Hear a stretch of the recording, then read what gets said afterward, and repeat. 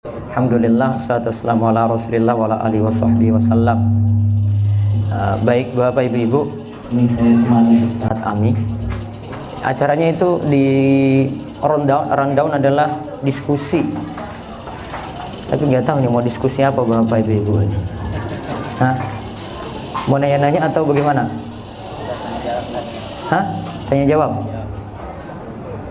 Kalau saya tadi sih ini, saya itu dengan Ustadz Ami itu bisa dihitung, ketemu kayak gini bisa dihitung dengan jari pun bisa.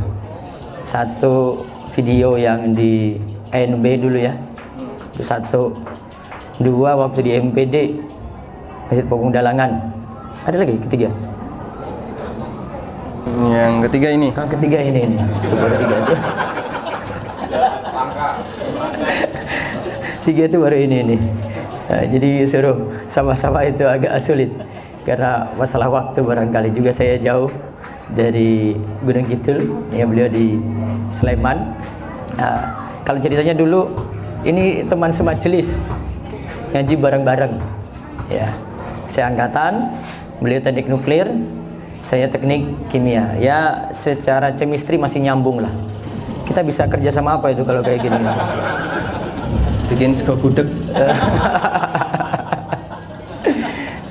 Kalau teknik kimia kebanyakan ke manajerial pabrik gitu ya. Kalau beliau, saya nggak tahu kalau nuklir nih apa aja Ustadz jadi pelajari. Bikin kacang atom. Kacang atom, nah itu kayak gitulah. Kita di bagian manajerial, jadi dari awal bahan baku masuk sampai produk itu jadi sampai dipasarkan itu tugas di teknik kimia sebenarnya. Kalau teknik nuklir ini satu jurusan dengan teknik fisika ya, bukan satu jurusan ya, malah teknik fisika jurusannya Ustaz ya, Jurusannya teknik fisika. prodinya itu teknik nuklir. Nah, prodinya teknik nuklir, dampingan dengan geologi apa geodesi? Geologi. Geologi. Nah, itu dampingan dengan itu, cuma beda gedung saja kita waktu di teknik. Waktu ngaji saya ketemu beliau itu sejak 2003 karena ngaji di Taruna.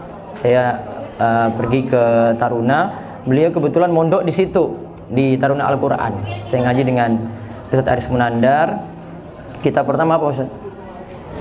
Kita pertama apa? Saya dulu ya, karena beliau ngaji dulu dengan Ustadz Aris, saya belakangan. Karena beliau kan nginap bareng Ustadz Aris nih, ini sekamarnya Ustadz Aris lah. Jadi apa-apa itu tahu tentang beliau. Ya, terus kalau saya sendiri datang dari Wisma di Pogung, pagi-pagi jam 5:30 pergi ke Masjid Taruna Al-Quran untuk belajar. Dulu kitabnya Ibnu Hazm itu Ustaz. Az-Zubad. Az-Zubad? Bukan. Az-Zubad. Nubat apa Zubad? An-Nubas. Itu belajar. Matan Zubad kan Syafi'iyah. Usul fikih. Ibu-ibu nggak dengar ya? Oh, ya wes. Sama, itu sudah diarahkan ke sana. Ada berapa speaker?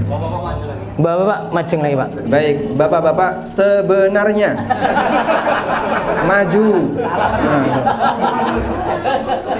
Sebenarnya ini maju. Coach kasih ya Bapak coach. Baik, silakan saling membantu karena mungkin tempatnya terbatas. Tafassahu fil majalis yafsahillahu lakum. Berikan kelonggaran di majelis, semoga Allah berikan kelonggaran bagi kita semuanya, melapangkan dada kita, memberikan keluasan untuk rizki kita dan keberkahan. Baik, silakan geser yang ibu-ibu, kayaknya masih banyak yang mau ikut bergabung. Geser sebelah kiri, ke kiri atau ke kanan ya, ke kanan. Jadi dulu kitab Usul Fikih Ibnu Hazm, mazhabnya Zuhiri dulu itu. Zuhiri ya nanti pelajari sendiri deh. Terus habis itu Syarhul Waraqat. Enggak. Ibnu Hazm. Ibnu Hazm dulu. An-Nubas, habis itu beralih ke usul fikihnya Syekh Judaid gitu. Itu setelahnya jauh. Setelah An-Nubas tadi. Nah, setelahnya lagi. Setelahnya lagi masih ada lagi ya? Pas saya Abdullah Judaid itu sepi. Abdullah Judaid ya. Nah, baru nanti beralih ke kitabnya Ibnu Taimiyah sama Ibnul Qayyim. Nah, maka di antara latar belakang mungkin saya sama Ustadz Ami senang dengan pembahasan Ibnu Taimiyah Ibnul Qayyim karena dulu kita sering baca buku itu di depan Ustadz Aris. Nah, terus berkembang beliau di UFIT.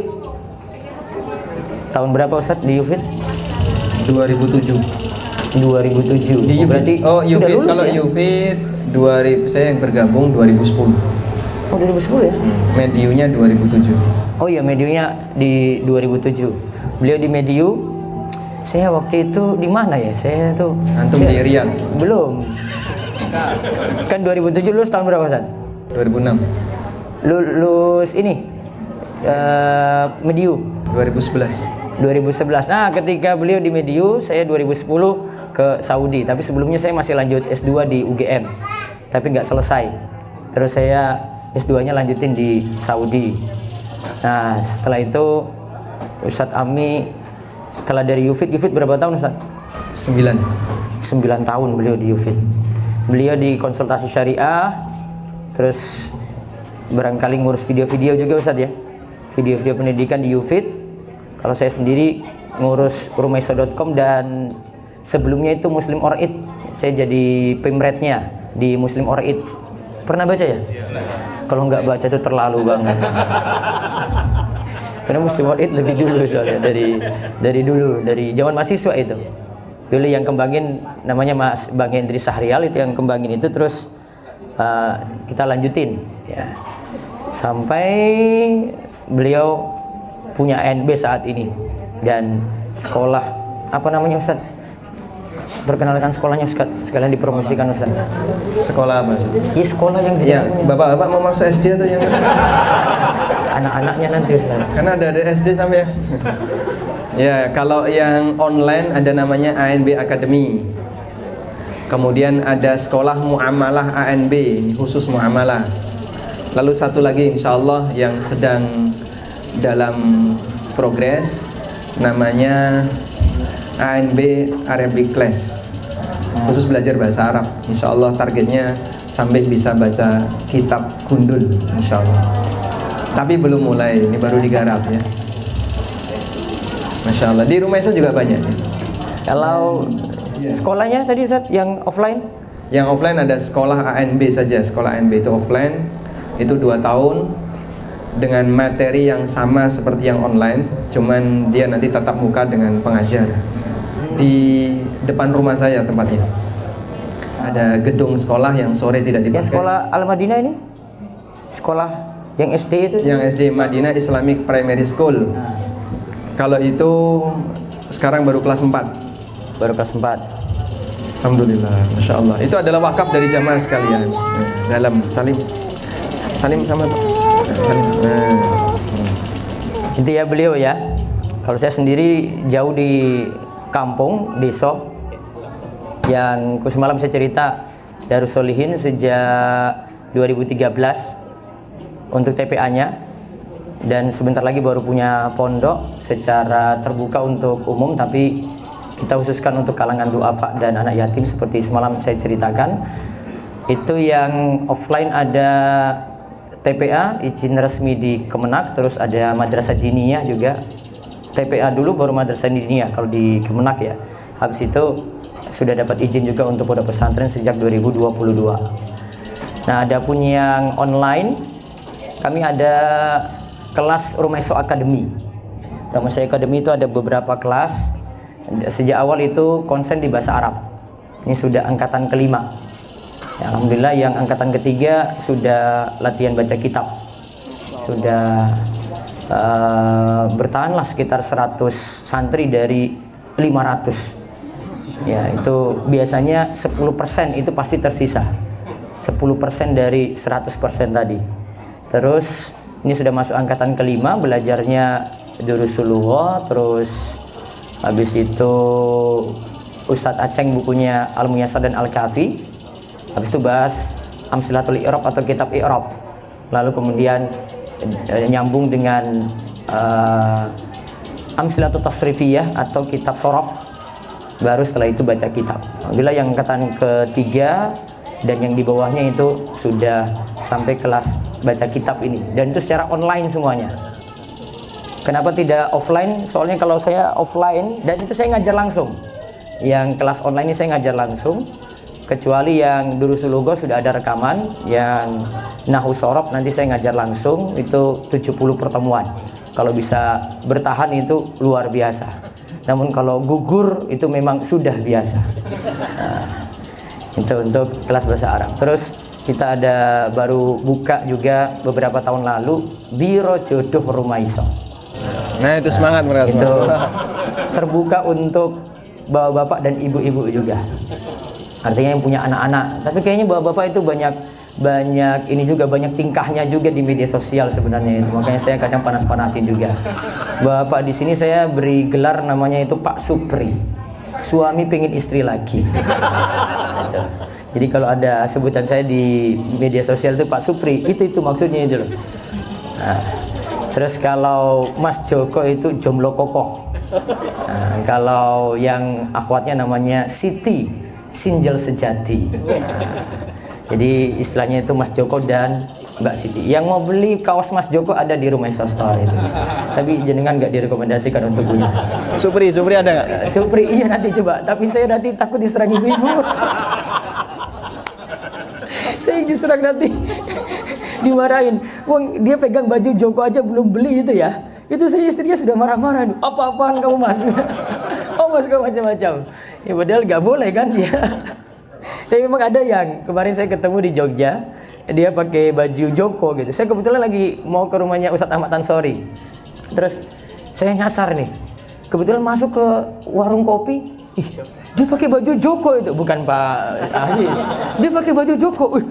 Ini nih baju Rumaiso ini. Saya tanya, Mas, kamu bener Joko ya? Iya Ustadz, biar saya termotivasi. Oh alhamdulillah kamu alhamdulillah.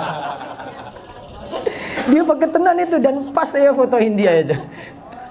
Jadi Biro Jodoh Rumaiso itu tujuannya untuk perjodohan. Awalnya kita buat kelas pranikah dulu, terus sudah include semuanya itu ya, kelas pranikah. Lalu setelah itu lanjut dengan ujian. Ujiannya pun harus nilainya 80. Syaratnya itu untuk menunjukkan keseriusan. Soalnya nanti kita bocorkan juga. Kisi-kisinya kita kasih tahu ketika kelas pranikah tadi. Jadi keterlaluan sekali kalau nggak lulus itu loh.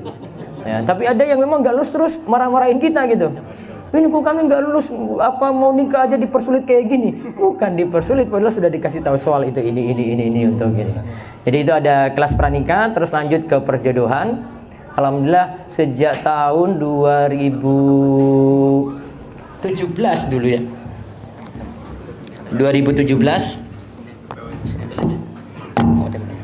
2017 itu sudah kita buka secara gratis. Yang baru bayar itu sejak tahun 2021 ini, sejak pandemi sampai 2023 ini sudah pakai sistem web.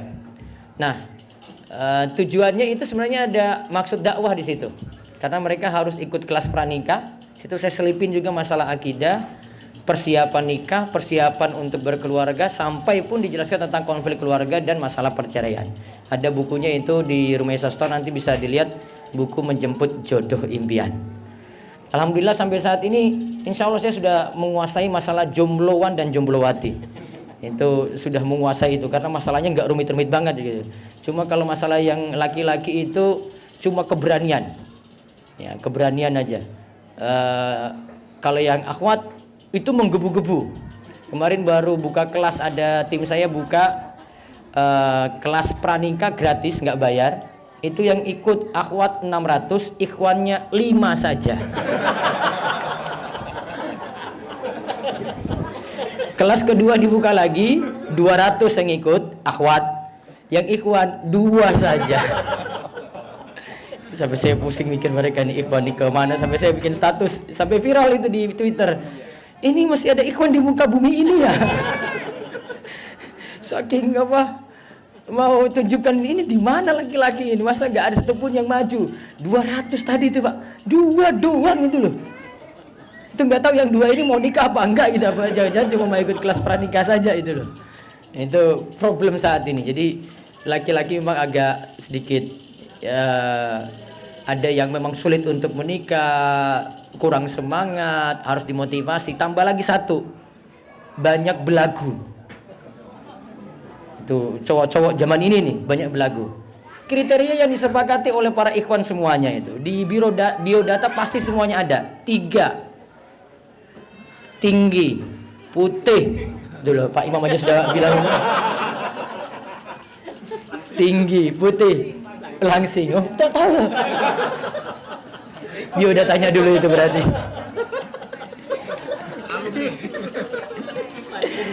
Itu sepakat semuanya, nggak ada yang beda. Ini pasti ada. Yang lainnya itu tambahan. Yang tambahannya apa? Gigi rata, cantik maksimal, terus apalagi yang terakhir sampai tertawa itu.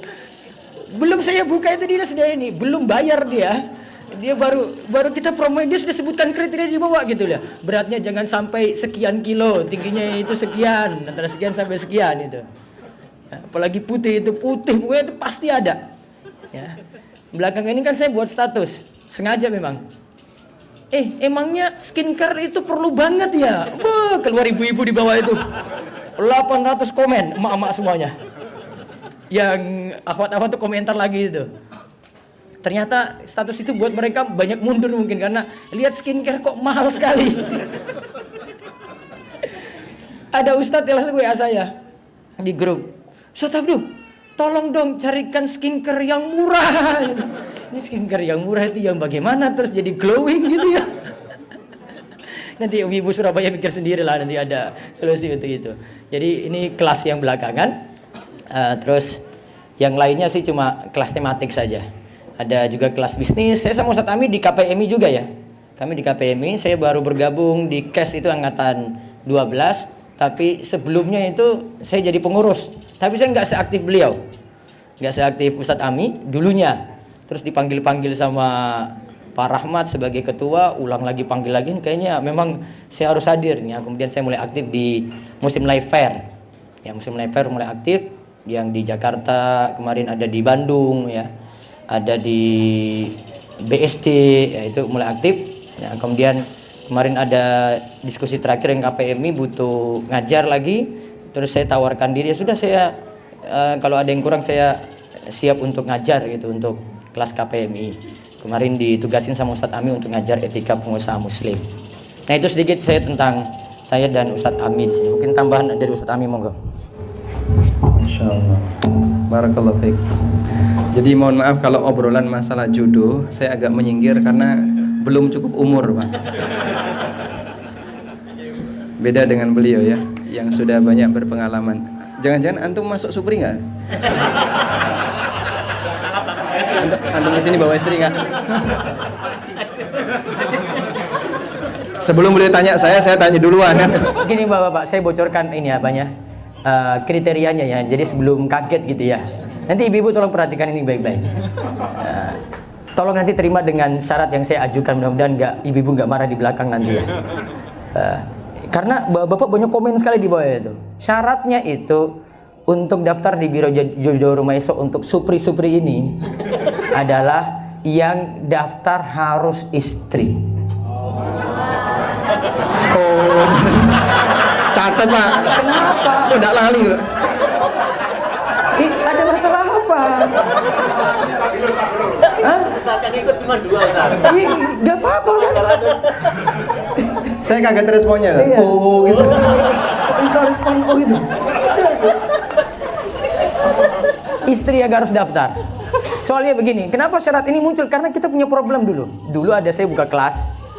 Terus ada bapak Supri tadi itu, setiap beberapa malam itu dia muncul. Dia mukadimahnya kayak gini. Ya. Ustadz, saya dari kalangan polygamer. Wih, saya sudah, ini masalahnya ini. Oh, masa Indonesia tahu semua nih, aduh saya jadi gimana gitu. Saya langsung sudah bilang ibu-ibu saya pesan pribadi ke mereka, Bu, disikat Bu habis ini Bu, disikat Bu.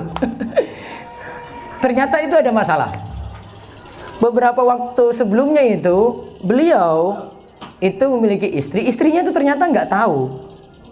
Terus telepon ke tim kami, marahin ibu-ibu yang ngurus itu, kamu ini mau carikan saya istri apa, suami saya itu istri apaan? Keluar kata-kata kasar lah, yang kata-katanya saya nggak perlu sebut. Mau cari saya wanita, suami saya ini wanita apaan gitu. Oh, setelah itu kita mulai malam itu dia pas muncul, saya bilang ibu-ibu, Bu, itu langsung aja ngomong ke bapaknya ini. Pede banget dari tadi itu. Terus dinasihati ibu-ibu. Ya. Pak, tolong istrinya diurus dulu lah Pak. Nah, setelah itu malam berikutnya nggak muncul lagi. Dari situ saya putuskan, pokoknya kita nggak usah cari-cari masalah.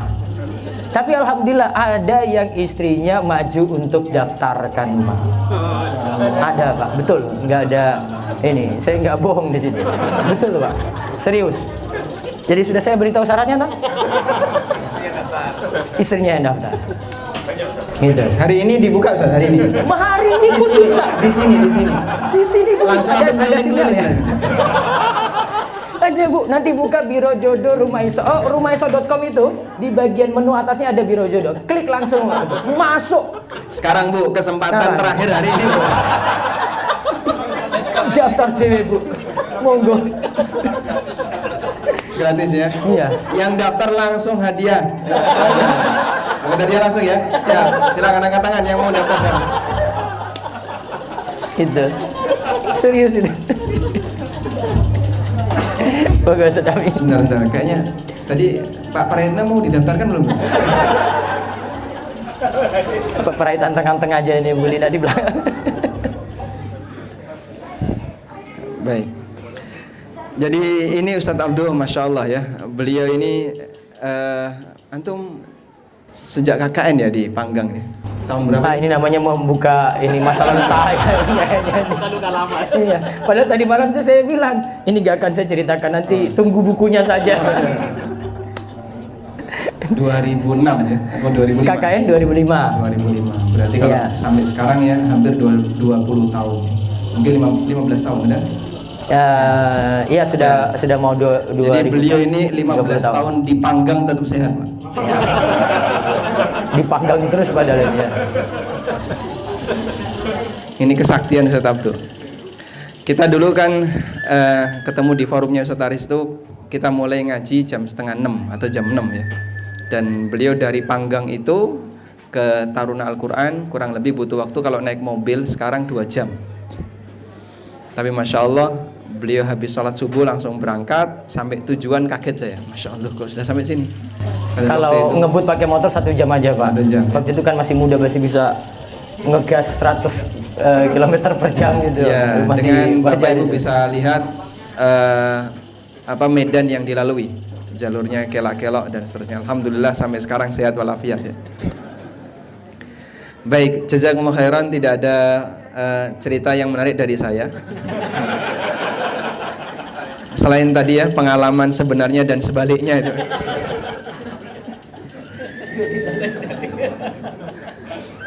Selanjutnya kita kembalikan ke teman-teman. Jadi saya jadi moderator, nanti beliau yang akan menyampaikan Nanti Ustadz Amin materi. semuanya nanti yang jawab. Baik, Bapak Ibu yang mau bertanya silakan.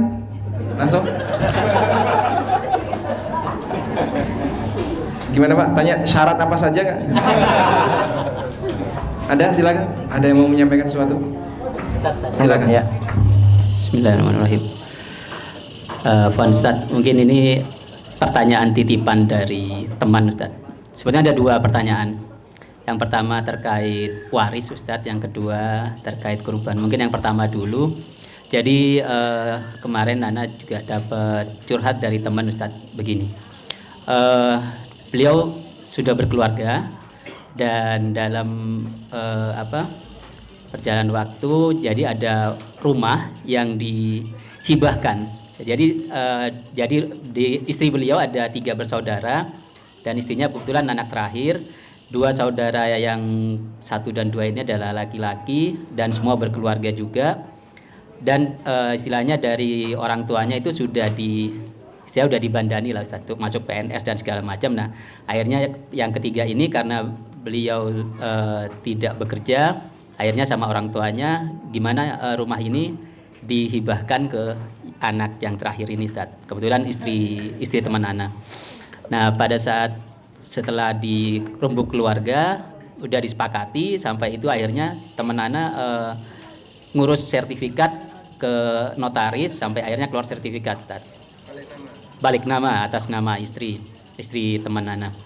Kemudian berjalan waktu, ibu kan bapak ibunya masih ada Ustaz. Kebetulan pada berjalan waktu ibunya kebetulan butuh uang. Kemudian ibu beliau itu menyampaikan ke putrinya, saya butuh uang, tolong sertifikat ini digadaikan. Kemudian karena beliau bilang karena ibu masih punya hak di rumah itu. Nah, beliau yang teman anak ini bingung lah, padahal udah dihibahkan, kemudian di notaris juga sudah tanda tangan semua, Ustadz. Nah, beliau bingung, ini saya harus gimana? Kalau saya menurutin kemauan dari ibu mertua, terus terang beliau kan juga udah mulai belajar bahwa saya nggak mau riba lagi. Artinya bagaimana status rumah ini setelah dihibahkan itu, apa itu sudah menjadi hak milik istrinya atau memang masih ada hak dari orang tuanya? Itu Ustadz yang pertama. Terus kemudian pertanyaan titipan juga yang kedua terkait kurban, Ustadz. Dalam kurban itu kan misalnya dalam satu keluarga, pahala kurban itu kan mengalir kepada suami dan istri dan anak-anaknya, Ustadz, dalam satu ini. Dan apa keluarga suami juga mendapat atau keluarga istri juga ikut dapat pahalanya, Ustaz? Itu aja. Jazakallah khairan. Baik, silakan Ustaz. Ustaz Ami warisnya. Gimana? Saya moderator. Jadi ada pertanyaan dari peserta. Pertanyaan yang pertama saya ulang, Ustaz. Langsung Ustaz Ami yang waris saja. Masya Allah, ini ketawaduan beliau ya. Jadi karena saya dapat banyak faedah dari beliau dengan membaca tulisan-tulisan beliau. Pertama berkaitan dengan masalah hibah. Hibah itu pada asalnya ketika sudah diserah terimakan, maka tidak bisa ditarik kembali, kecuali hibah dari al-walid ila waladihi, dari orang tua kepada anaknya. Cuman makna orang tua di sini adalah ayah. Sehingga kalau ayah sudah memberikan hibah kepada anak, lalu ayah minta narik kembali, maka ini dikecualikan. Dan ini berdasarkan nas hadis. Kemudian apakah ini juga berlaku untuk ibu? Sehingga ibu boleh nggak menarik kembali hibah kepada anaknya? Wallahu a'lam. Yang pernah saya baca dari fatwa Syekh Ibnu Utsaimin rahimahullah ta'ala, itu beliau tentang kakek. Jadi kakek itu tidak bisa menarik kembali hibahnya, maka tidak disamakan dengan bapak. Sehingga pengecualian itu hanya berlaku untuk orang tua yang tepat di atas, sedangkan yang sudah kakek terus ke atas gak masuk. Nah, kalau ibu saya belum pernah dapat keterangan tentang itu. Tapi dalam rangka untuk membuat suasana nyaman di keluarga, apalagi ini orang tuanya sendiri, dan harta itu kan datang dari orang tuanya. Jadi dengan pertimbangan tadi, kakak-kakaknya laki-laki ya, semuanya sudah mendapatkan tambahan biaya sampai mereka jadi PNS. Kita menggunakan definisi nafkah. Nafkah itu dalam keterangan yang disampaikan oleh para ulama, nafkah untuk anak batasannya adalah sampai dia itu memiliki khirfah, memiliki sumber pendapatan. Sehingga orang tua wajib memberikan nafkah kepada anaknya sampai anak memiliki sumber pendapatan. Maka kalau anak tidak mampu, meskipun dia sudah balik, dia ditanggung nafkahnya oleh orang tua. Dan di tempat kita ini cukup banyak yang sudah kuliah, dia sudah jauh balik sampai usia 20 tahun, tapi karena dia tidak mampu, ditanggung nafkah oleh orang tuanya. Tapi mengenai besaran nafkahnya, jadi ada kebutuhan nafkah, ada besaran nafkah. Kalau batasan kebutuhan nafkah adalah sampai dia bekerja.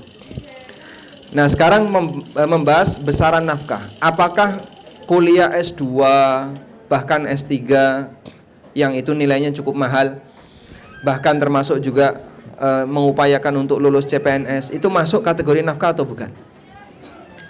Ini dikembalikan ke uruf. Dan yang kita pahami secara uruf bahwa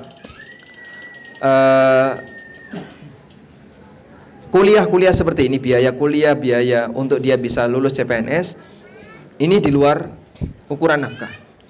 Artinya itu masuk hibah. Maka berarti dengan kesimpulan ini, anak pertama sudah dapat hibah, anak kedua sudah dapat hibah, dengan biaya yang dikeluarkan oleh orang tua untuk memperjuangkan dia jadi PNS. Kebutuhan itu yang bukan nafkah. Tapi kalau dia makan, minum dan seterusnya itu masuk kebutuhan nafkah. Dipahami insyaallah ini, Pak? Jadi kalau melihat batasan adalah sampai dia bekerja. Dia bekerja di PNS usia berapa? 25 misalnya ya. Berarti sejak 25 itu orang tua sudah tidak lagi wajib menanggung kebutuhan pokok, makan, minum, pakaian, dan tempat tinggal. Tapi kalau di bawah itu masih wajib. Nah, lebih dari kebutuhan pokok itu statusnya hibah. Nah, dari sini kami memberikan kesimpulan, pertama, berarti ada hibah yang diberikan ke anak pertama dan kedua. Anak ketiga seharusnya diberi yang sama. Maka kalau mau dengan standar sebagaimana diberikan ke kakak-kakaknya, kira-kira ini kalau dinilai besarnya berapa? Misal, biaya yang dikeluarkan untuk kakak-kakakmu senilai 100 juta sampai dia lulus CPNS. Berarti seharusnya hibah untuk anak ketiga dibuat sama. Nilai rumah ini lebih dari 100 juta. Nah, kalau hibah di salah satu anak itu lebih besar, itu kan dikoreksi. Karena hibah itu syaratnya apa? Harus sama. Nabi SAW ketika didatangi oleh Bashir, ayahnya Nu'man, kemudian Nabi SAW bertanya, si Nu'man ini memberikan hibah kepada si Bashir ini memberikan hibah kepada Nu'man, sementara anak yang lain gak dikasih. Kemudian Rasulullah SAW mengatakan kepada Bashir, sawwi baina auladikum, samakan hibah untuk anak-anakmu, sehingga hibah nilainya harus sama. Kalau ada salah satu anak yang diberi hibah lebih, atau dia diberi hibah sementara anak yang lain tidak dikasih, wajib minta persetujuan saudara-saudaranya, anak yang lain. Sebagaimana Aisyah radhiyallahu anha itu pernah diberi hibah oleh Abu Bakar, sementara anak yang lain gak dikasih. Dan penjelasan yang disampaikan oleh para ulama berkaitan dengan riwayat ini, bahwa kemungkinan besar anak yang lain sudah mendapatkan izin atau sudah diminta izin oleh Abu Bakar ketika hibah itu mau diserahkan hanya kepada Aisyah radhiyallahu anha. Wallahu a'lam. Maka jika ini mau diislah, nilai rumah ini berapa? Sudah? Bandingin dengan biaya yang sudah dikeluarkan oleh orang tua untuk membiayai kakak-kakaknya sampai bisa berhasil PNS. Kalau kemudian ada selisih, nah selisihnya itu sebaiknya dikembalikan ke orang tua. Ini kalau saya boleh memberikan solusi.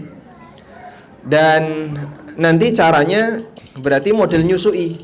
Misalnya kok kakak-kakaknya masing-masing dikasih 100, nilai rumah 300. Berarti nyusui berapa? Nah, 200 ini kasihkan ke ibunya. Terus dari mana uang 200 itu? Tanggung jawab suami istri ini tadi. Sebagai ganti dari dia membeli atau mengakuisisi 2/3 dari nilai rumah yang sebenarnya itu kelebihan dari hibah. Itu kalau saya boleh memberikan solusi agar ada pemerataan dari si nilai hibah.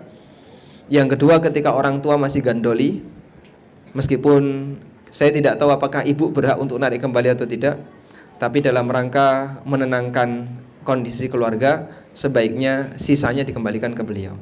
Wallahu a'lam. Ustaz, ada tambahan? Baik, selanjutnya yang kurban. Amin Ustaz.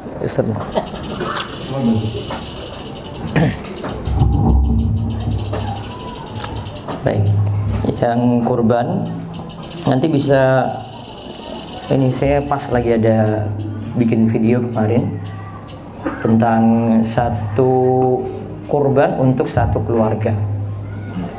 Yang jelas hukum kurban itu, kalau saya pakai tinjauan ini ya dalam mazhab Syafi'i, yang pertama secara hukum itu sunnah, tapi ada istilah sunnah ain, itu untuk individu. Terus yang kedua sunnah kifayah. Sunnah kifayah itu artinya sunnah yang sudah bisa terwakilkan oleh yang lain. Dasar dari sunnah kifayah ini hadis Abu Ayyub Al-Ansari. Dia pernah ditanya oleh Atha bin Yasar, bagaimana kurban Rasulullah SAW, kemudian dijawab kurban itu bisa atas nama dirinya dan keluarganya. Wan ahli baitihi, bisa atas nama keluarganya. Syekh Ibrahim Al-Bajuri, ini penulis Sasiyah Al-Bajuri, itu sebutkan kalau satu kurban tadi hukumnya sunnah kifayah. Tapi ingat, saya kembali ke umumnya kita kan kambing atau sapi ya. Kambing nanti hanya untuk satu, tidak boleh patungan, sepakat para ulama di sini. Terus yang kedua untuk sapi maksimalnya itu 7. Baik, kita balik. Maka satu kambing tadi bisa diatasnamakan satu keluarga. Kemudian 1/7 sapi, 1/7-nya boleh juga diatasnamakan keluarga. Nah tadi sifatnya itu sunnah kifayah. Sunnah kifayah itu artinya sebagian sudah laksanakan sini dalam satu rumah. Satu rumah kata Syekh Ibrahim itu satu nafkah. Seperti tadi pengertian nafkah dari Ustaz Amin tadi ya, satu rumah satu nafkah. Maka sudah dalam rangka sunnah kifayah sudah terpenuhi. Tapi ulama Syafi'iyah itu bersisi pendapat tentang ini pahalanya sekarang bagaimana? Tadi masalah cukup berbeda, pahala beda lagi. Sebagian ulama Syafi'iyah katakan pahalanya itu cukup atas namanya siapa. Berarti kalau ini Pak Imam, misalnya atas nama Pak Imam, berarti Pak Imam aja pahalanya. Tapi Imam Ar-Romli di ulama besar juga dalam mazhab Syafi'i itu katakan, Imam Ar-Romli katakan satu kurban tadi pahalanya untuk satu keluarga juga. Dan insya Allah pendapat yang terkuat, walaupun perselisihan tadi dalam mazhab Syafi'i sendiri, pendapat terkuat pendapat Imam Ar-Romli tadi, satu kurban pahalanya juga untuk satu keluarga. Berarti dua sisi dipenuhi, sunnah kifayah dapat, terus yang kedua dari sisi pahala satu nafkah tadi, satu rumah yang dimasukkan satu nafkah ini dapat. Berarti kalau pakai istilah Syekh Ibrahim Al-Bajuri di sini, anak di Jogja, orang tua di Kalimantan, nafkah sudah beda nih ya, sana hidup sendiri, ini hidup sendiri, maka kurbannya masing-masing. Ya, kurbannya masing-masing. Tadi kalau Pak Imam tadi sebut apa? Bapak, jadi orang tua. Hah? Ke orang tua, mengalir juga ke orang tua atau misalnya orang tua Satu rumah enggak? gitu ya. Sudah lepas nafkah enggak? Sudah lepas kan? Maka kalau sudah beda nafkah, ini kurban sendiri, ini kurban sendiri, berarti pahala ini sendiri, ini pahalanya sendiri. Insya Allah itu lebih aman dalam masalah ini. Namun nanti kaitannya dengan masalah larangan sebelum berkurban dari 1 Dzulhijjah tadi cuma berlaku untuk sahibul kurban saja, yang di atas namakan tadi. Kalau ini atas nama Pak Imam berarti cuma atas nama Pak Imam saja yang tidak boleh lakukan larangan itu. Walaupun dalam mazhab Syafi'i katakan larangan ini sifatnya makruh tanzih. Makruh tanzih ya sama dengan makruh. Artinya kalau itu dilanggar, apalagi dalam keadaan darurat, kukunya sudah panjang gitu misalnya, dan harus ada yang dipotong di sini, ya maka dia boleh potong. Termasuk juga ada yang berhaji, kemudian haji kan tidak boleh potong kuku, tidak boleh potong rambut kan ketika ihram. Maka karena larangan tadi makruh, ya cuma sekedar makruh, sedangkan dia itu butuh saat mau masuk tanggal 8 Dzulhijjah, dia mau bersih-bersih kuku, ya maka silakan potong. Walaupun di Indonesia dia berkurban lagi. Nah itu kaitannya dengan masalah satu kurban untuk satu keluarga tadi. Semoga manfaat. Masya Allah, jazakallah khairan. Baik, batasan satu keluarga tadi apa Pak? Satu rumah, satu nafkah. Masya Allah, ingat-ingat ya. Batasan satu keluarga adalah satu rumah, satu nafkah. Satu atap, satu nafkah. Yang langsung dulu. Yang langsung. Dapat hadiah. Ada 6 hadiah untuk ikhwan, untuk bapak-bapak, dan 5 hadiah untuk ibu-ibu. Baik. Masya Allah. Siap. Sarung. Silakan. Mikrofon ada berapa? 2 ya? Cuman ini aja. Silakan Pak. Assalamualaikum warahmatullahi wabarakatuh. Saya Oki dari Depok, Ustaz. Ustaz, kalau Pak siapa? melihat Oki Pulungan, Ustaz. Oki. Ya. Ahmad kemarin. Ya, nama aslinya sih Ahmad Pulungan. Yuk Ahmad aja deh. Nah, Ustaz. Begini Ustaz, kalau melihat latar belakang pendidikan Ustaz ya, Ustaz Abdul, Ustaz Amis sama Kak Erlan itu kan dari ST ya, yang nggak ada background agama sama sekali. Tapi ternyata menjadi orang yang beragama, mungkin bisa dibilang sekelas sama mereka-mereka yang dari background pesantren terus masuk ke Madinah gitu loh ya. Apa yang ingin saya tanyakan, apa yang sih yang membuat Ustadz ini menjadi termotivasi belajar agama? Karena kan belajarnya itu sejak kuliah ya Ustadz ya, pas saat kuliah di UGM ya. Dan ada nggak sih peran orang tua Ustadz tuh yang menyuruh, nah ini ada pendidikan agama di sini gitu, kamu coba ikut nggak gitu? Karena gini Ustadz, saya kan punya anak satu, dulu pernah sempat 1 tahun di pesantren SMP, sekarang dia udah SMA, sempat 1 tahun karena COVID. Begitu COVID kan anak dipulangkan semua. Jadi sebenarnya sudah mulai enjoy di pesantren, masuk bulan Maret COVID, pulang semua. Yang didapat di pesantren tuh nggak didapat di rumah kan, terutama tuh disiplin di pesantren itu kan tidak dapat. Ya semuanya anak-anak sekarang pinter, mereka hafalan, di depan mereka Quran, tapi di bawahnya tuh HP-nya gitu. Jadi melihat kamera tapi membaca gitu loh, seperti itu kan ya waktu saat online gitu. Makanya saya juga pengen anak punya ilmu agama yang lebih juga gitu loh. Itu saja Ustaz. Kalau kayak gini dikasih hadiah nggak Pak? Oh dikasih. Gak apa-apa ya. Ini bukan pertanyaan hukum tapi Insya Allah tetap dapat hadiah. Mari silakan Ustaz. Loh. Sudah pegang mic dulu kok. Sama Ustaz. Ini ya. Saya masih nyalain ini. Masih ya. Masya Allah. Baik.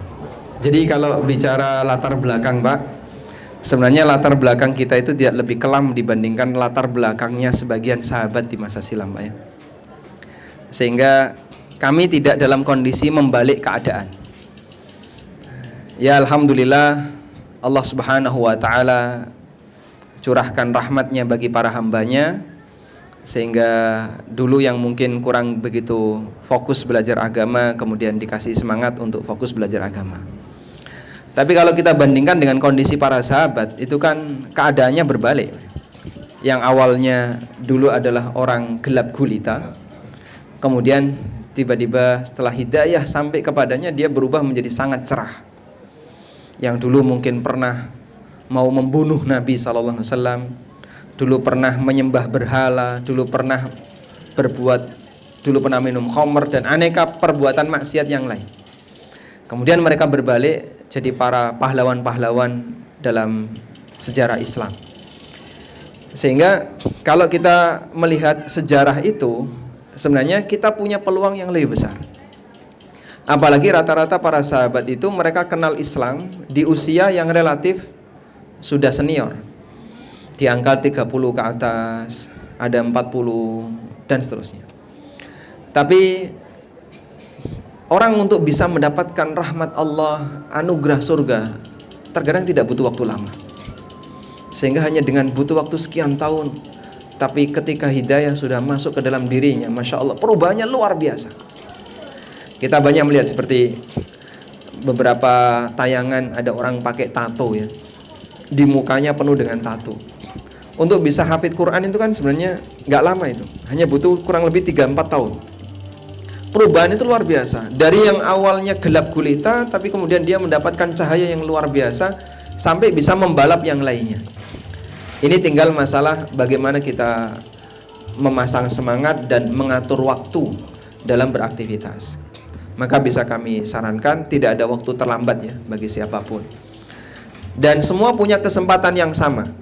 Sebagaimana saya, Ustadz Abdo dan asatidzah yang lainnya punya kesempatan, kita semua juga punya kesempatan yang sama. Allah Subhanahu wa taala mudahkan dalam Al-Qur'an, "Walaqad yassarnal Qur'ana lidzikri fahal mim muddakir." Sungguh telah kami mudahkan Al-Qur'an untuk diambil pelajaran.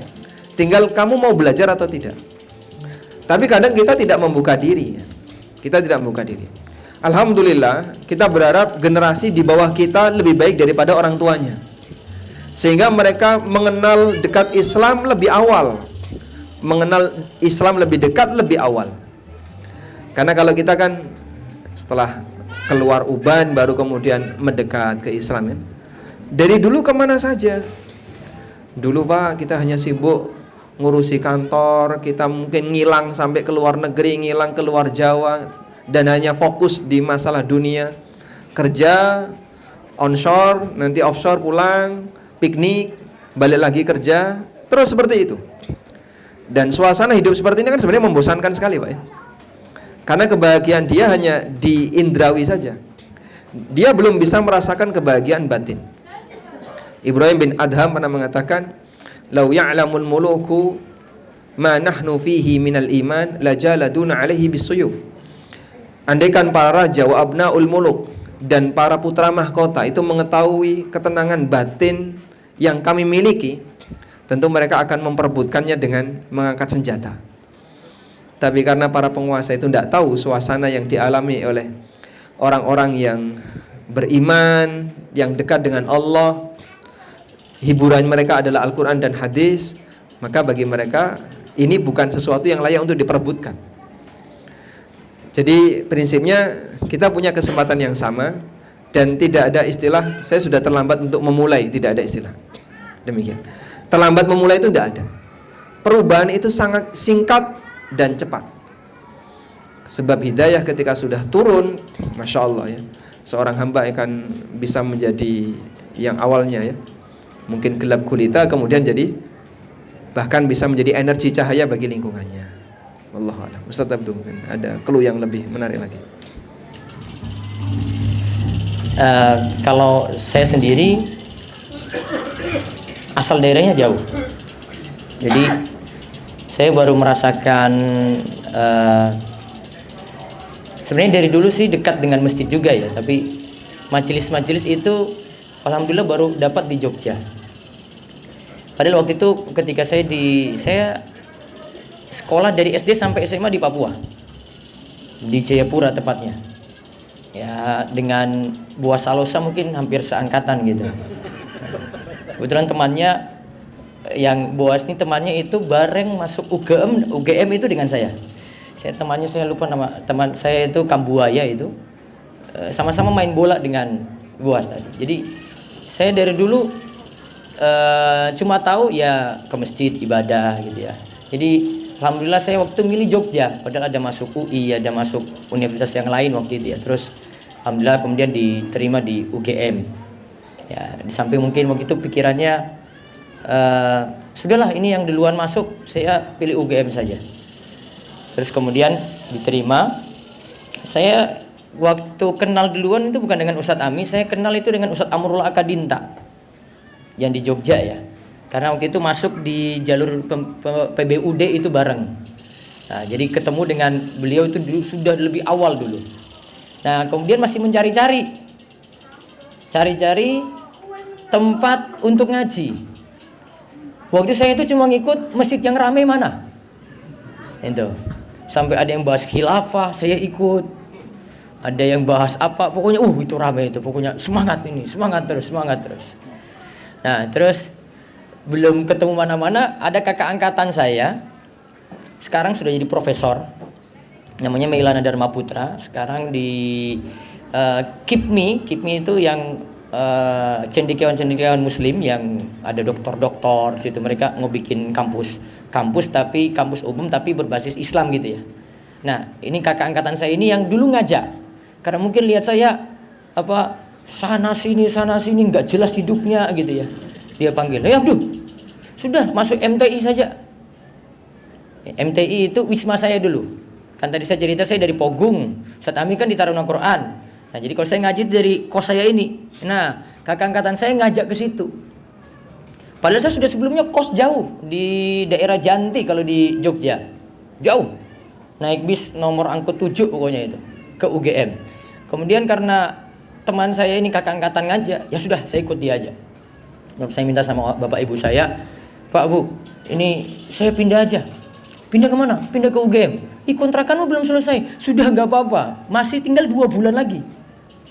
Masalahnya adalah teman-teman saya yang dari Papua itu rusak semuanya. Di samping ada yang mabuk, bawa masuk cewek ke dalam kos. Wah, ini saya gak kuat ini kayak begini ini. Kalau mungkin ke depan lagi nih 1 tahun lagi mungkin sudah hancur duluan saya ini. Udah karena ada ngaji, alhamdulillah tolong di situ. Kemudian kakak angkatan saya minta pindah di Wisma, saya pindah ke situ. Jadi ada satu hal di sini yang bisa ditarik, lingkungan itu penting banget Pak. Online itu kan kurangnya lingkungan, iya kan? Ketika saya di Wisma ini, yang bantu untuk belajar itu kakak angkatan. yang sudah senior, saya belum selesai muyasar misalnya, nahu belum selesai, saya minta ngajarin gitu. Mereka mau ngajarin private gitu di kamar gitu. Akhirnya belajar dengan mereka. Nah, dari situ pelan-pelan ada lingkungan dukung, kemudian sampai belajar di Ustadz Haris tadi 2003-2004. Habis itu belajar terus dengan beliau sampai 2010 dengan Ustadz Haris. Nah, karena ada teman-teman yang dukung saya waktu berangkat dengan teman-teman. Walaupun kadang ada yang berangkat awal, kemudian yang berikutnya nggak berangkat lagi, sudah biasa tadi yang saya bilang. Jadi ya sudah, saya berangkat aja gitu. Ya walaupun waktu itu saya pinjam-pinjam motor, nah, itu punya lingkungan juga kayak gitu. Enak pinjam-pinjam gitu loh. Saya nggak punya motor waktu itu, dikarenakan kampus saya dengan UGM itu cuma dekat. 5 menit sudah sampai kampus. Itu dari kos-kosan 5 menit sudah sampai kampus, nggak perlu pakai kendaraan. Makanya saya bilang jalan kaki ya Ustaz, nyebrang ke ada pagar itu waktu dibobolin siapa gitu lah, pokoknya bisa masuk. Ya, harusnya bukan lewat pagar itu, tapi sudah dibobolin kan. Ya sudah, Angkatan 19 dia kita lewat situ. Di samping Masjid Siswagraha itu kalau yang saat ini. Nah, kemudian belajar situ terus. Jadi lingkungan penting banget. Jadi kalau saya sih berpikirnya gini ya, kalau saya nanti mungkin bisa dari Ustadz Ami juga yang tambahkan. Kalau saya sih mikirnya dulu itu orang tua saya itu awalnya tidak bolehkan saya pondok. Jadi sejak saya SMP SMA itu saya sebenarnya pingin gitu.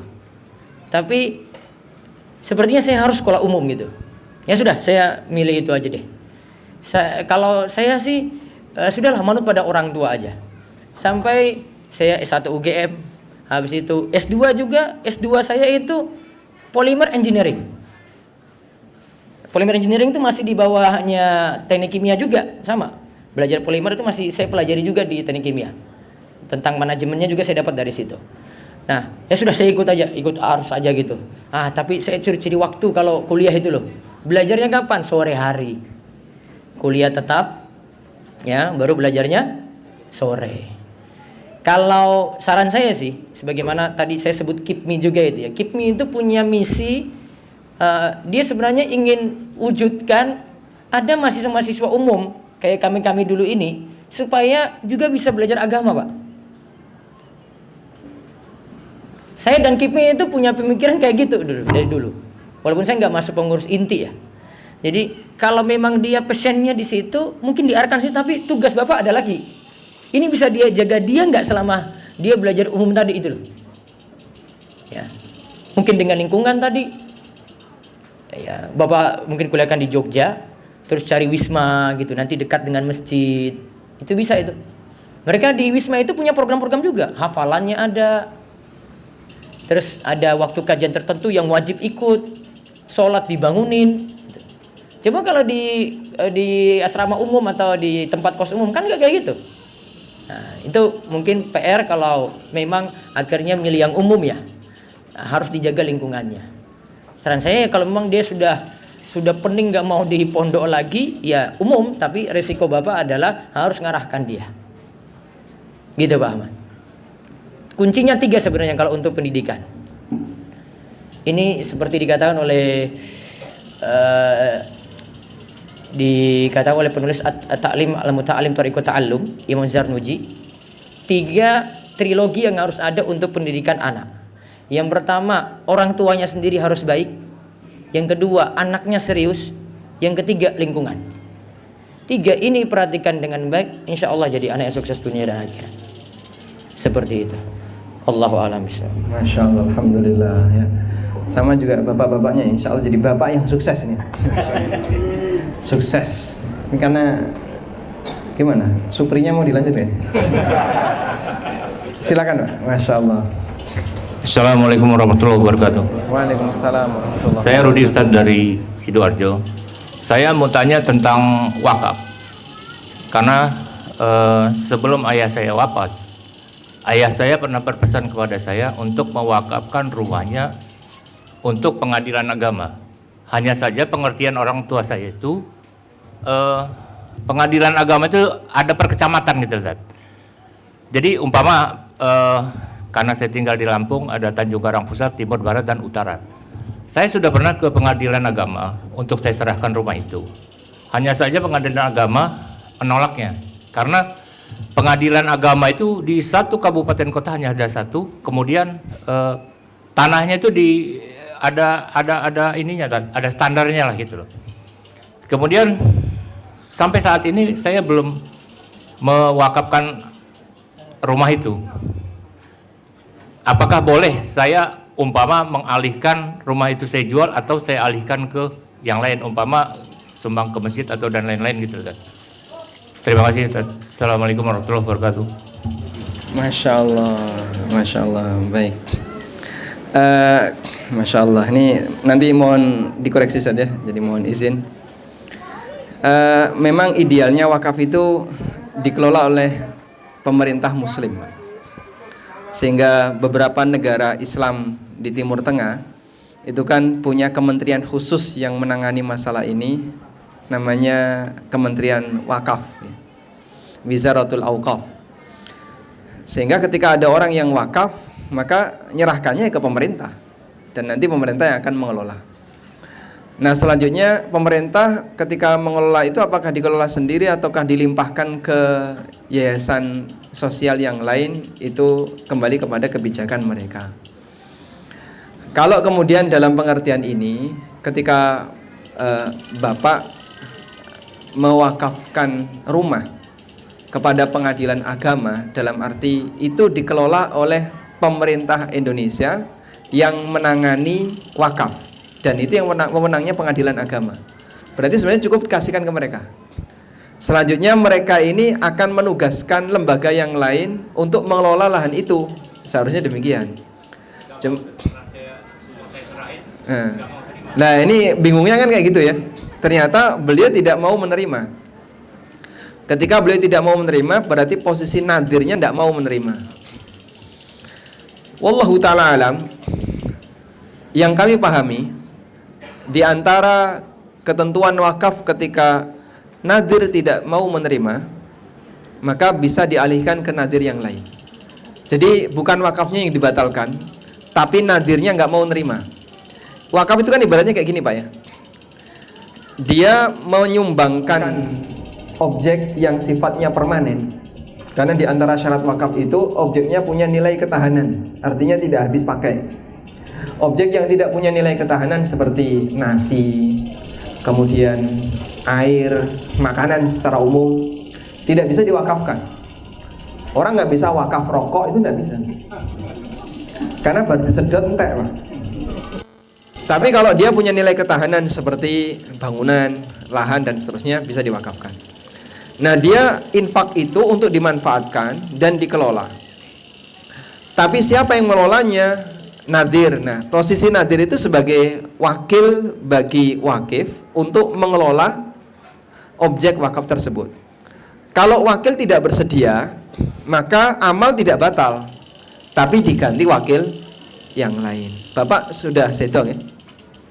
Bapak sudah meninggal? Sudah meninggal. Kalau Bapak sudah meninggal, berarti posisi anak yang menjadi wasi. Bapak statusnya adalah menjadi wasi. Wasi itu orang yang diberi wasiat untuk menyalurkan lahan itu kepada nadir. Andaikan pihak Departemen Agama, kalau yang saya baca di plakatnya KUA itu kan PPIW, Pejabat Pembuat Ikrar Wakaf, dan memang sudah betul wakaf itu ke mereka. Kalau notaris kan PPAT, Pejabat Pembuat Akta Tanah. Kalau KUA itu ada plakatnya PPIW, Pejabat Pembuat Ikrar Wakaf, dan itu sudah benar. Jadi diserahkan ke pemerintah, dan pemerintah itu yang ngelola Departemen Agama. KUA kan turunannya ya, turunannya adalah KUA. Maka diserahkan ke PPIW. PPIW kemudian membuat ikrar wakaf atas nama yang bersangkutan. Lalu nanti dia akan menunjuk nadirnya. Nah, masalahnya yang dimintai itu nggak terima.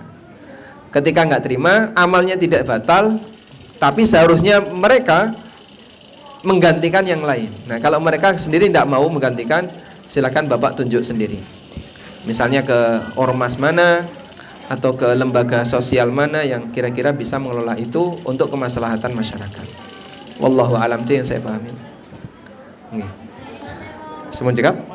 Oh nggih. Orang tua sudah berwasiat mau mewakafkan tanah, sudah menyampaikan. Pada saat meninggal, Pada sebelum meninggal, Pak. Kalau saat meninggal medeni, Pak. Oke. Seandainya ada hutang yang tertinggal, tertanggung, orang tua sebut apa? Hukum wakaf. Ada hutang yang tertinggal. Oh, orang tua punya hutang. Warisan itu baru boleh dibagi setelah kapan? Mimba diwasiyatin yusi biha audain, setelah ditunaikan wasiat dan diselesaikan utang. Kalau teks ayatnya urutannya adalah wasiat kemudian utang. Tapi kata Ali bin Abi Thalib radhiyallahu anhu, qada Rasulullah sallallahu alaihi wasallam ad-dain qabla al-wasiyah. Nabi SAW menetapkan utang dulu sebelum wasiat. Jadi selesaikan nilai utangnya dulu. Kalau masih ada sisa, maka maksimal sepertiga dari sisa yang boleh diwakafkan sebagai wasiat. Karena kan statusnya sebagai wasiat. Andaikan waktu masih hidup beliau wakaf, itu nggak mempertimbangkan sepertiga maupun seperberapa pun. Begitu masih hidup, saya mau wakafkan ini, oke, langsung datang ke KUA, saya ikrarkan saya wakaf ini. Ada belangkonya itu. Saya pernah ngantarkan orang untuk ikrar wakaf di KUA, dikasih belangko. Jadi saya ke KUA itu bolak-balik, Pak.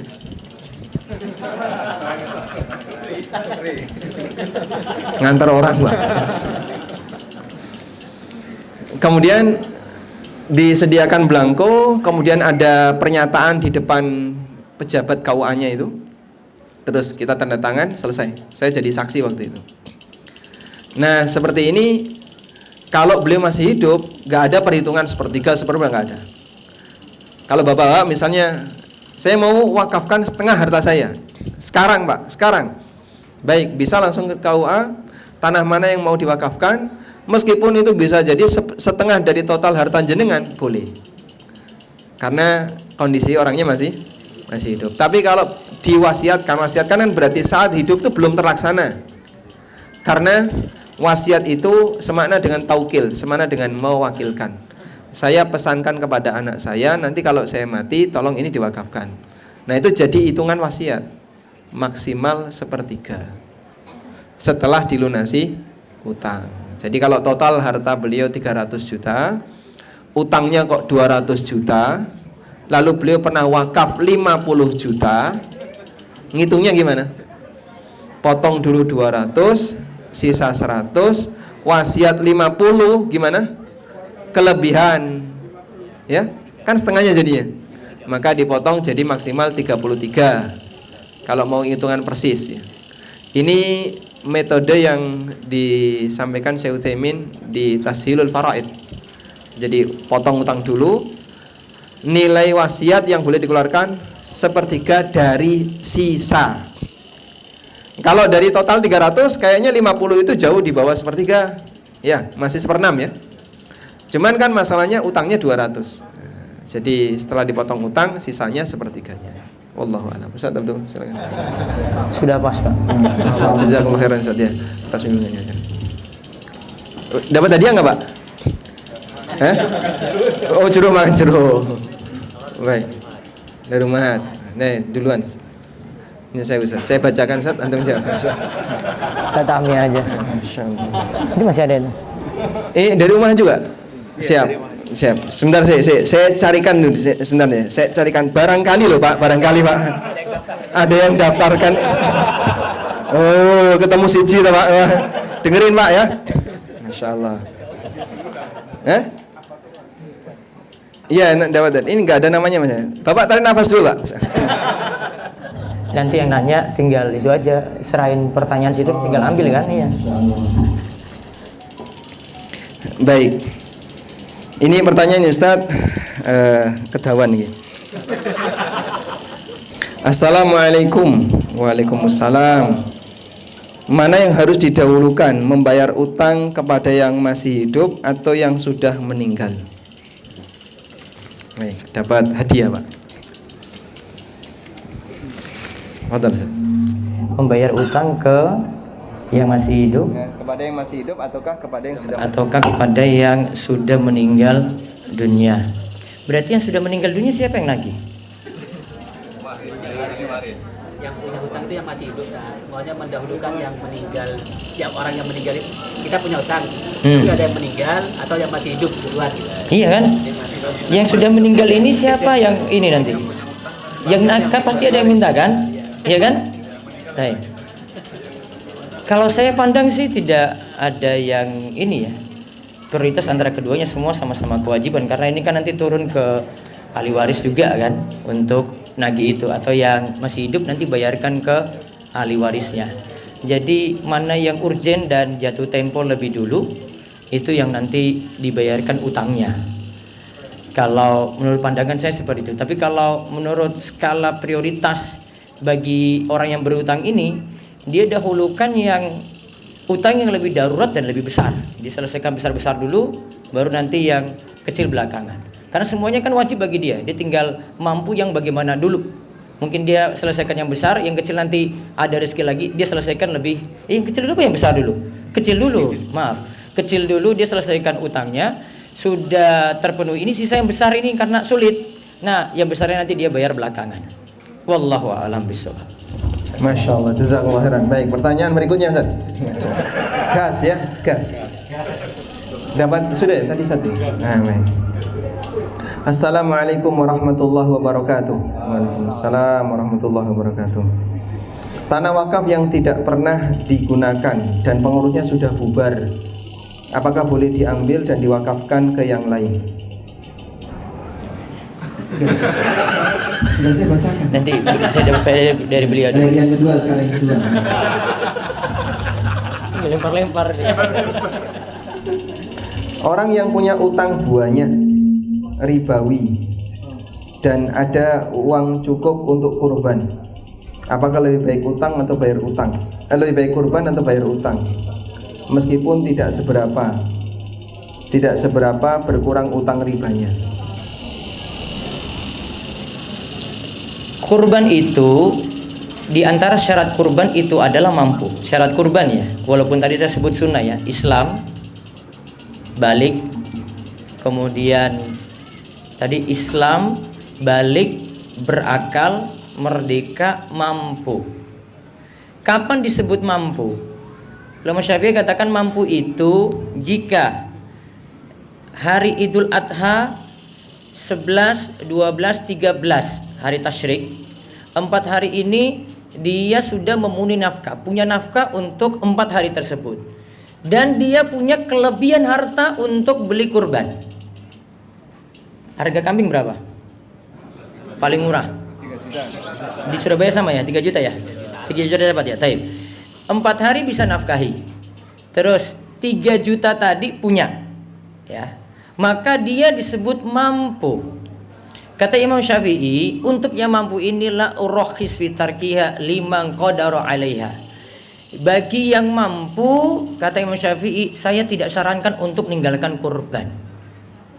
Walaupun boleh jadi dia punya utang di situ. Karena ada utang yang harus jatuh tempo, dia mungkin harus bayar di Idul Adha dan 3 hari tasyrik tadi, 4 hari. Ada utang kan yang masih bisa ditunda. Kalau memang utangnya itu tidak jatuh tempo, 4 hari ini dikatakan mampu, saran Imam Syafi'i tetap kurban. Jadi lihat dari sisi kemampuan seperti itu kalau untuk kurban. Ya, jadi kemampuannya ya. Nah, adapun utangnya ya mudah-mudahan dengan kurban, karena dia itu sedekah, mudah-mudahan Allah lapangkan rezeki lagi, sehingga terbuka lagi pintu kebaikan bagi dia, sebagaimana layaknya orang yang bersedekah, Allah akan lapangkan rezeki. Wallahu a'lam. Masya Allah, jazakumullah khairan. Baik. Insyaallah sudah bisa dipahami ya. Jadi utangnya, karena kalau di sini kan disebut tadi ya, nggak ngefek juga kalau dibayar ya.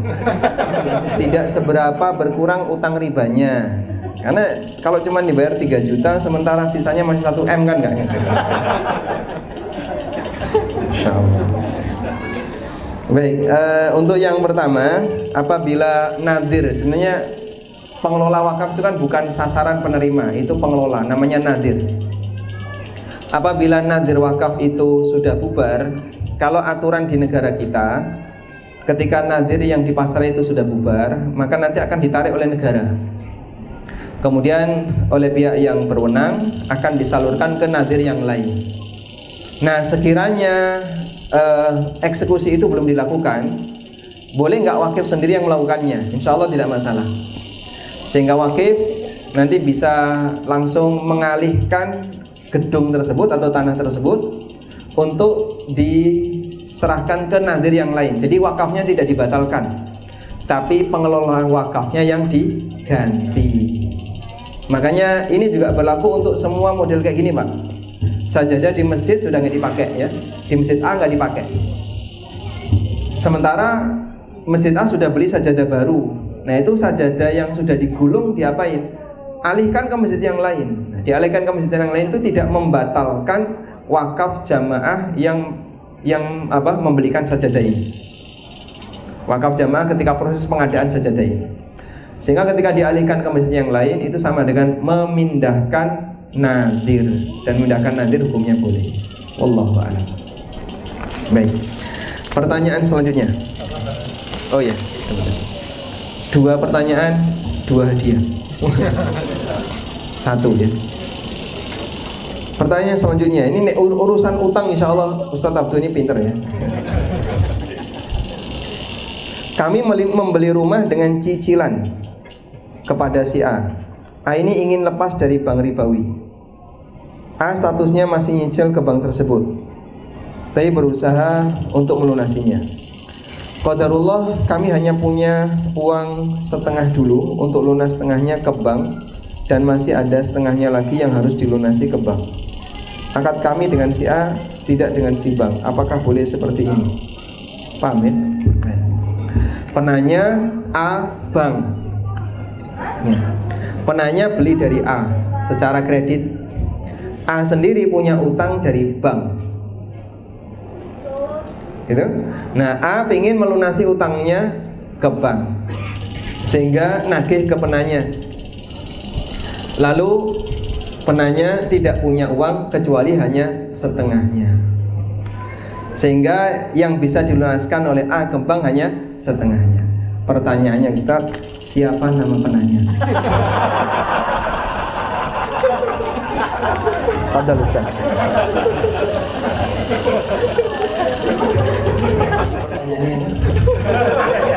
Ini yang ini. Apakah seperti ini boleh? Ada rumah cicilan berkala kepada si A. Terus A ini ingin melepas dari bank ribawi. Terus A statusnya masih nyicil ke bank tersebut, tapi berusaha untuk melunasi. Terus kata Allah, kami hanya punya uang setengah dulu untuk lunasi ke bank.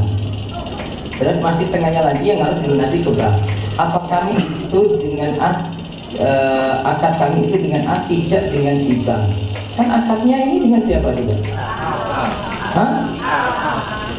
Yang punya utang atau dari bank? Itu ditahwil kan nanti Ustaz?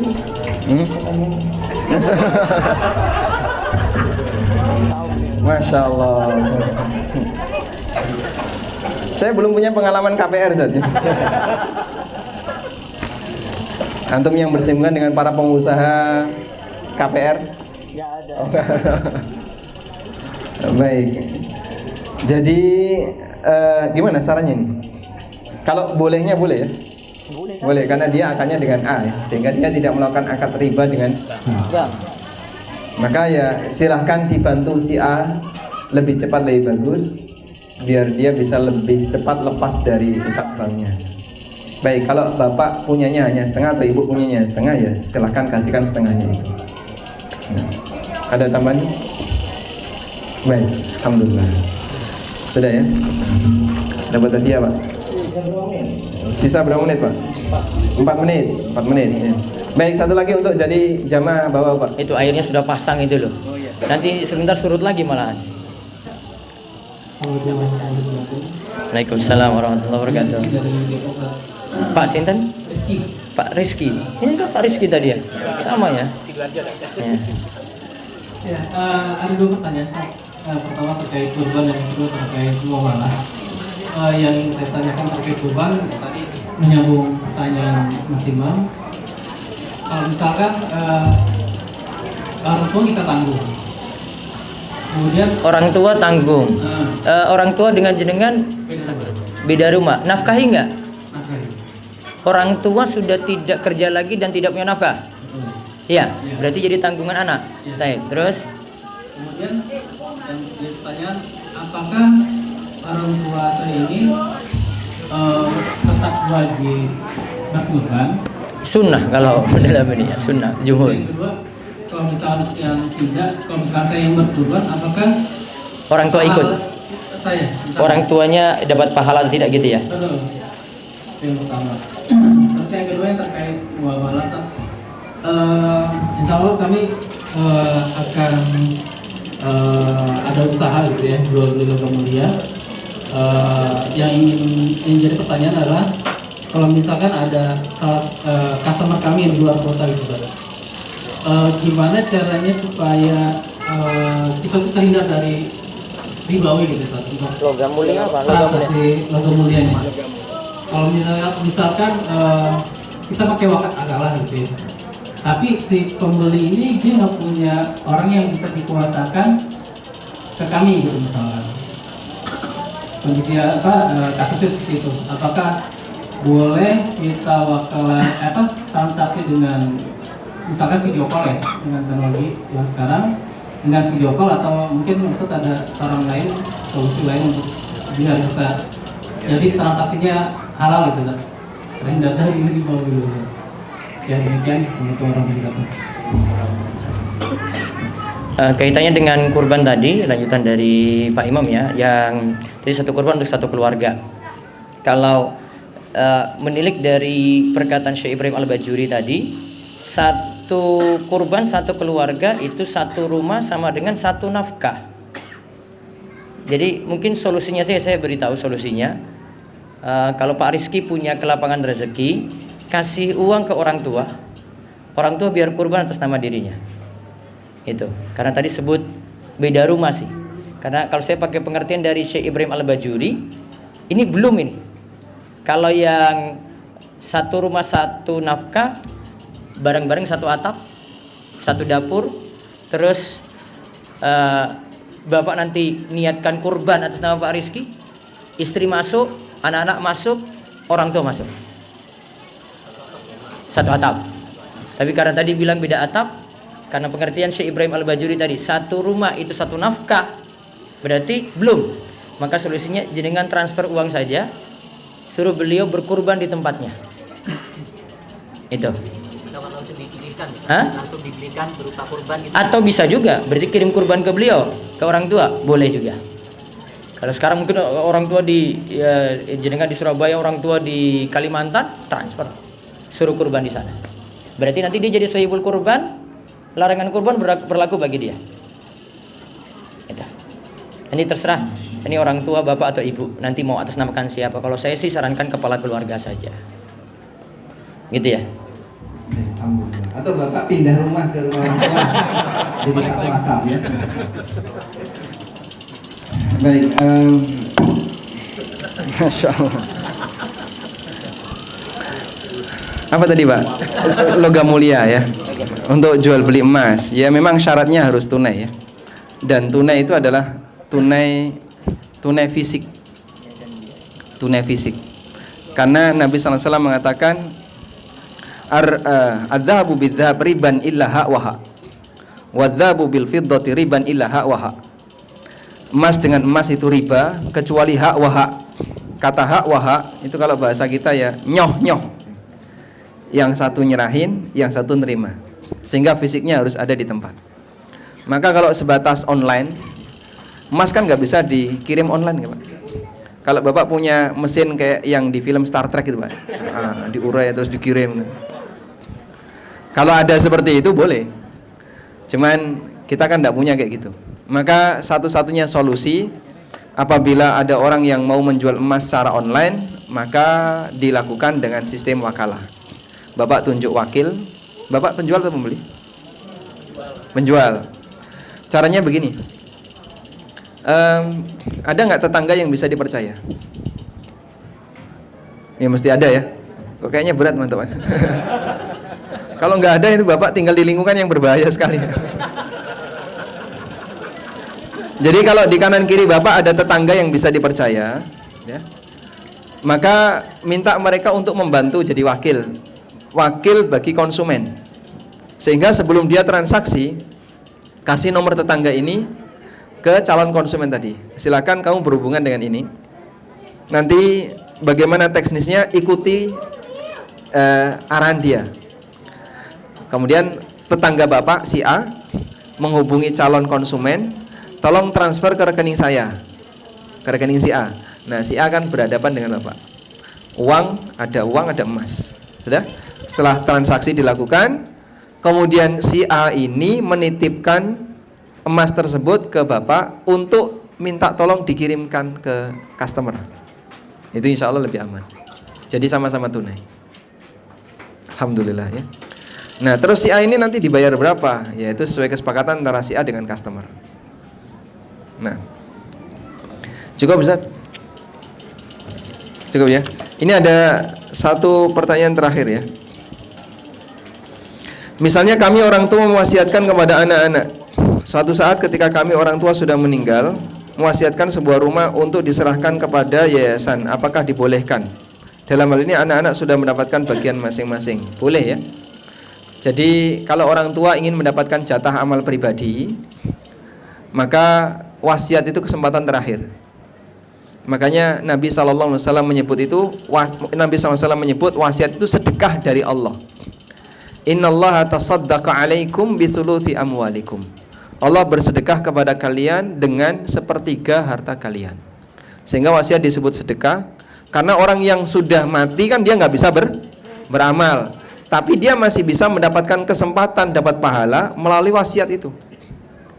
Dia sudah meninggal, dia titipkan ke anaknya, tolong dong ini nanti disedekahkan. Sementara orangnya sudah meninggal, jadinya dia tetap berkesempatan dapat pahala, disedekahi oleh Allah Subhanahu wa taala dengan cara seperti ini. Wallahu a'lam. Ada tambahan Ustaz? Masya Allah. Baik, demikian untuk sesi ini. Namanya sesi apa ini?